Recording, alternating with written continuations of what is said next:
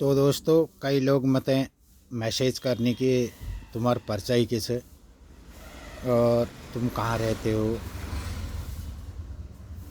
तो दोस्तों मैं अपना परिचय बता रहा हूँ। मेरा नाम हरीश रुवाली है। ग्राम सभा भनपोखरा है। तहसील खंसियों धारी उखलकांटा ब्लॉक है और जिला नैनीताल है। इसके बाद परिचय है 5/3/1970 यानी 5 तारीख महीना 3 मार्च 1970 को बुधवार को मैं पैदा हुआ हूँ और दिमाग से बुद्धू हूँ। जब मैं पैदा हुआ तो 1 साल तक तो मेरी माँ ने मुझे चुंगारे में पाला। फटे गुएत्रों में रहता था, उसी में हफ्ता था। जाड़े से कठी रहता था, उन दिनों बिस्तर होते नहीं थे। ईजा घाघरी वाघरी फटे पुराने भेदड़े गुदड़े डालकर साल भर तक तो चुंगारे में पावा। उसके बाद 1 साल बाद थोड़ा हथ घुंघरी लगाने लगा तो फिर ईजा ने खूटा बात के 2 साल तक वैसे पाला। 2 साल बाद में चलने लग गया था।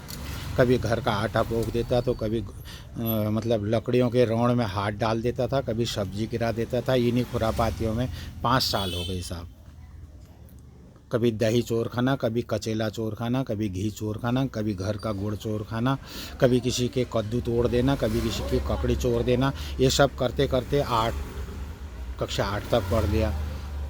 कक्षा 6 से 8 के बीच ABCD भी सीखी, गणित भी सीखा, विज्ञान भी सीखा, संस्कृत पढ़ना भी सीखा, भूगोल भी पढ़ा और कृषि विज्ञान भी पढ़ा।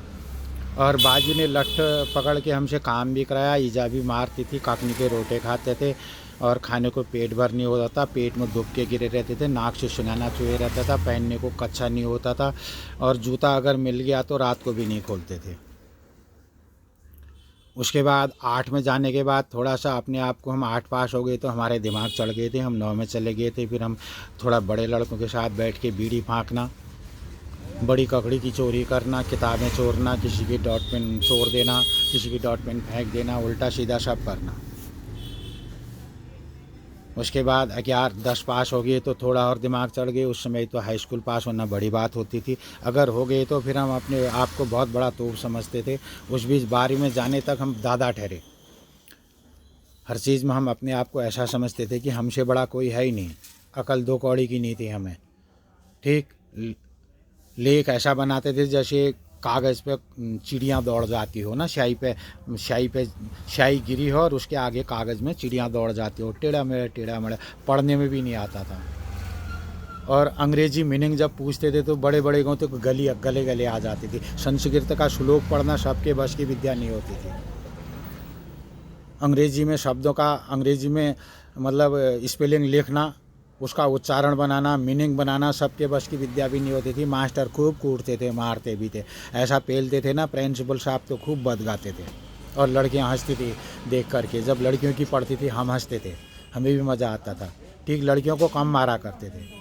उसके बाद इंटर हो गए दोस्तों। इंटर होने के बाद की कहानी मैं कल बताऊंगा तुम्हें, ज़बरदस्त है। फिर मेरी शादी भी हुई, बच्चे भी हुए। कहाँ क्या हुआ, मालिकों ने भी खुद किया, मालिकों को हमने भी खुद किया, तनख्वाह भी नहीं मिलती थी और ढाबों में भी काम किया। ये स्टोरी कल बताएंगे, ठीक है। इसके लिए कल का वीडियो आप देखने के लिए तैयार रहना और कमेंट में बताना कि मेरा परिचय कैसा रहा। और जिसके मन में जो आए वो लिखते रहना, मुझे कोई फ़र्क नहीं पड़ता है, ठीक है दोस्तों। क्योंकि मेरे लिए कॉमेडी और सच्चाई कहना बहुत बड़ी बात होती है और ये हकीकत भी रहा।